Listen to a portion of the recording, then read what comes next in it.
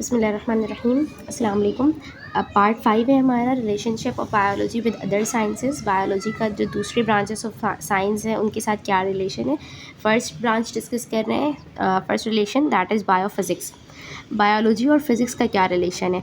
अगर हम फिज़िक्स के लॉज और टेक्निक्स को अप्लाई करेंगे लाइफ के प्रोसेसेस को एक्सप्लेन करने के लिए, उनके बारे में नॉलेज गेन करने के लिए, तो दैट इज़ बायोफिज़िक्स।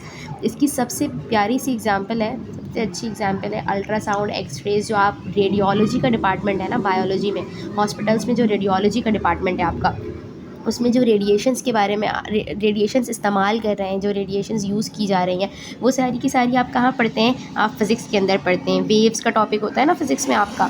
तो ये जो रेडिएशंस का टॉपिक है ये फिज़िक्स का है, और आप उसको अप्लाई करते हो लिविंग ऑर्गेनिजम्स की डायग्नोसिस के लिए, कि उसको अल्ट्रासाउंड में, आप एक्सरे में, एमआरआई में। इसके अलावा जो है वो कैंसर की ट्रीटमेंट के लिए भी बहुत सारे जो है वो रेडिएशंस यूज़ होते हैं, गैमा रेडिएशंस यूज़ होती हैं कैंसर को ट्रीट करने के लिए, जो रेडियोथेरेपी होती है कैंसर की। तो यहाँ पर आप बायोफिज़िक्स यूज़ कर रहे हो। बायोफिज़िक्स क्या है, laws and techniques of physics are applied to explain the processes of life.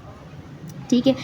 Next है आपके पास बायोमेट्री। बायोमेट्री क्या है, मैथमेटिक्स की ब्रांचेस को हम बायो मैथमेटिक्स भी कहते हैं। ठीक है, बायो मैथमेटिक्स।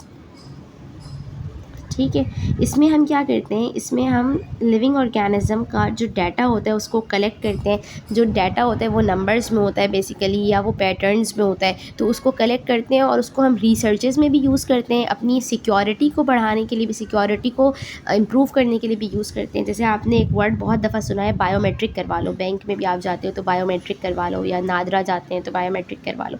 बायोमेट्रिक में क्या होता है, आपके फिंगरप्रिंट्स लिए जाते हैं। तो वो जो फिंगरप्रिंट्स का डाटा है ना, वो बेसिकली आपके अब बायोमेट्रिक हो रहा है।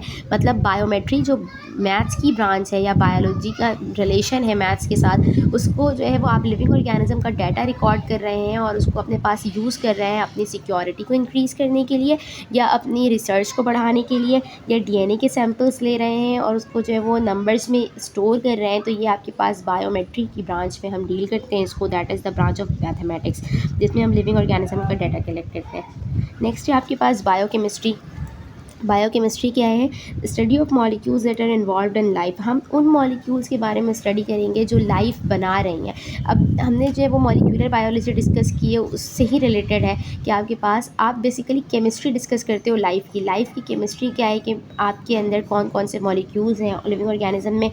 प्रोटीन का स्ट्रक्चर है तो वो कैसा बना हुआ है, इसमें कौन सी बॉन्डिंग्स मौजूद हैं, कौन से बॉन्ड को चेंज करने से क्या हो जाता है। फिर आपके पास जो मेडिकेशंस हैं, आप दवाइयाँ इस्तेमाल कर रहे हैं, उनके अंदर कौन सा आपके पास एलिमेंट है, कौन सी बॉन्ड एंगल है, बॉन्ड एंगल को चेंज करने से क्या होता है, आपके रिसेप्टर्स किस तरह के बॉन्ड्स से बाइंड करते हैं। ये सारी चीज़ें आप केमिस्ट्री में पढ़ते हैं। ठीक है, बायोकेमिस्ट्री में पढ़ते हैं। तो आप यहाँ पे स्ट्रक्चर ऑफ अमाइनो एसिड की एग्जांपल ले लीजिए कि आप अमाइनो एसिड का स्ट्रक्चर डिस्कस करते हैं। तो biomolecules and different molecules in the body. Biochemistry में हम सिर्फ उन मॉलिक्यूल्स के बारे में नहीं पढ़ते जो हमारे सेल को बनाते हैं, इन मॉलिक्यूल्स के बारे में भी पढ़ते हैं जो हमारी बॉडी के अंदर मौजूद है। जैसे आयरन मौजूद होता है, जैसे आपकी बॉडी में वाइटामिन्स मौजूद होते हैं, मिनरल्स मौजूद होते हैं, उनके बारे में भी हम किस में स्टडी करेंगे, बायोकेमिस्ट्री में स्टडी करेंगे। प्लांट्स के लिए नाइट्रोजन इंपॉर्टेंट है, फास्फोरस इंपॉर्टेंट है, क्यों इंपॉर्टेंट है इसके बारे में स्टडी करेंगे बायोकेमिस्ट्री में। उनके स्ट्रक्चर्स के बारे में स्टडी करेंगे। बायोजियोग्राफी क्या है, बहुत सारे लिविंग ऑर्गेनिजम्स होते हैं जो स्पेसिफिक जगह पर रहते हैं, उसके अलावा वो सर्वाइव नहीं कर सकते। जैसे अगर मैं कहूँ कि पेंगुइन, आपने देखा होगा, वो एंटार्क्टिका में एक्सट्रीमली कोल्ड टेम्परेचर पर रहती है। एक्सट्रीमली कोल्ड टेम्परेचर या लो टेम्परेचर पे जो है वो सर्वाइव करता है वो ऑर्गेनिज्म। वो आपको, अगर आप बोलो कि मैं उसको पाकिस्तान में ला कर रख दूँ तो वो सर्वाइव नहीं कर सकता। या जो बड़ी मछलियाँ होती हैं वो डीप वाटर में मौजूद होती हैं, मछलियाँ साहिल पे नहीं मौजूद होती, शोर पे नहीं मौजूद होती, कोस्टल शोर पे। वो क्या होती हैं, उनको ज़्यादा पानी चाहिए रहने के लिए, तो वो ज़्यादा गहरे पानी में मौजूद होती हैं। बायोजियोग्राफी में हम क्या करते हैं, जियोग्राफी, जियो का मतलब होता है अर्थ की उन पोजीशंस के बारे में स्टडी करते हैं, लिविंग ऑर्गेनिजम्स की डिस्ट्रीब्यूशन स्टडी करते हैं कि ये वाला जो एनिमल है, या ये वाला जो प्लांट है, या ये वाला जो ऑर्गेनिज्म है, ये इतने टेम्परेचर पर या इस इलाके में अर्थ की सर्वाइव कर सकता है, अदरवाइज़ वो नहीं कर सकता है। डेफिनेशन पढ़ लेते हैं, it deals with the distribution of the different living organisms in the different geographical region of the world. ठीक है, आई होप कि ये क्लियर होगा कि living organism, different living organism जो डिफरेंट एरियाज़ में रह रहे हैं, उनके बारे में स्टडी करेंगे कि वो वाला ऑर्गेनिज्म उस एरिया में रह रहा है तो वो क्यों रह रहा है, वहाँ पर क्या चीज़ें मौजूद हैं। ठीक है, बायो इकोनॉमिक्स क्या होती है? इकोनॉमिक्स का क्या मतलब होता है? इकोनॉमिक्स का मतलब होता है मईशत, मतलब पैसे की बात कर रहे हैं हम, प्रॉफिट की बात कर रहे हैं।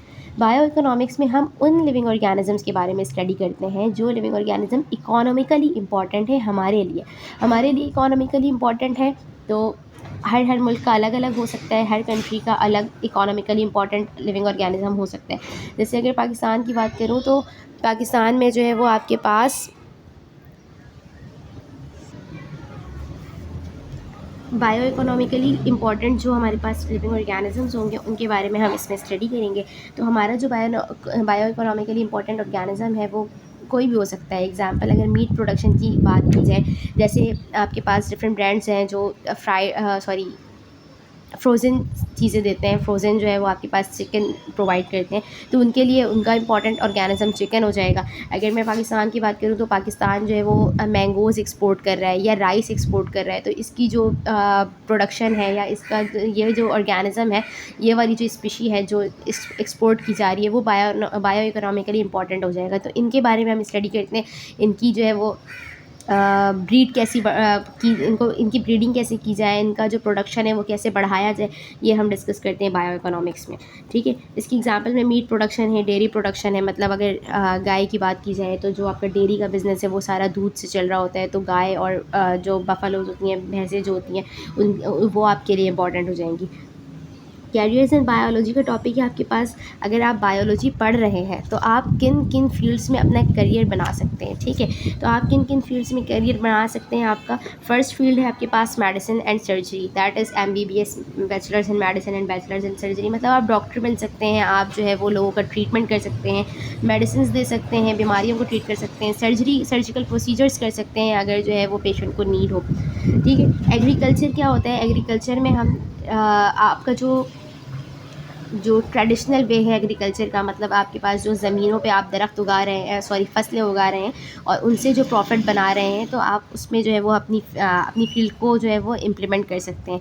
और इसके अलावा हॉर्टिकल्चर है, मतलब एग्रीकल्चर में इस तरीके से कि पहले 1 एकड़ ज़मीन पे अगर 10 टन जो है वो फसल उग रही थी, अब उस 1 एकड़ ज़मीन पे 50 टन उग रही है। क्यों? क्योंकि लोगों ने फर्टिलाइज़र्स का यूज़ कर लिया है, ट्रैक्टर्स का यूज़ कर लिया है। तो ये सारी चीज़ें जब आप बायोलॉजी पढ़ेंगे तब आप जो है वो अपनी प्रोडक्शन बढ़ा सकते हैं कि मैंने ये वाली फसल लगाई है, इसको इस चीज़ की रिक्वायरमेंट है, तो मैं ये वाली चीज़ वाला फर्टिलाइज़र उसको दूँ। ठीक है, हॉर्टिकल्चर एक न्यू टेक्निक है, इसमें जो है वो हम डिफरेंट न्यू टाइप्स के जो ऑर्गेनिजम्स हैं, मतलब न्यू वैरायटीज़ जो हैं प्लांट्स में, उसको जो है वो डिस्कस करते हैं कि हमने कोई नई प्लांट की फसल लगाई है और कुछ न्यू जो है वो आपने चेंजेस की हैं प्लांट के अंदर, कोई वेरिएशन लेकर आए हैं आप हॉर्टिकल्चर के अंदर।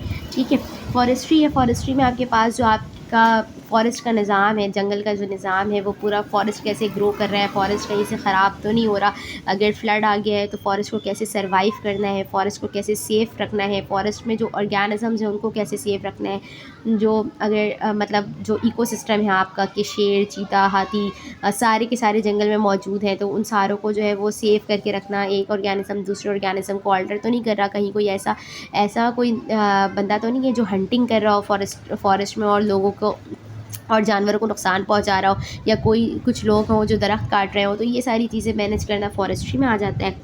फिर फार्मिंग है आपके पास, फार्मिंग डिफरेंट टाइप्स की होती है। फार्मिंग में आपके पास पोल्ट्री फार्म आ जाता है जिसमें आप चिकन का कारोबार करते हैं। ठीक है, एनिमल हस्बेंड्री है, एनिमल हस्बेंड्री में आपके पास जो है वो आप एनिमल्स को जो है वो, जैसे कैटल फार्म्स होते हैं आपके पास, बकरीद में जो कैटल फार्म्स होते हैं, जो आपकी गाय होते हैं उनको जो है वो स्टार्टिंग से बचपन से पालते हैं और फिर बड़ा करते हैं, आप उनको पेमेंट्स करते हैं, तो वो सारी चीज़ें उन्होंने पढ़ी हुई हैं उस जानवर के बारे में, तो उसके बाद वो उसको इम्प्लीमेंट करते हैं, उनका अच्छे से अच्छा ख्याल रखते हैं, तभी तो वो जानवर बहुत खूबसूरत नज़र आते हैं। ठीक है, तो ये एनिमल हस्बेंड्री में आ जाता है।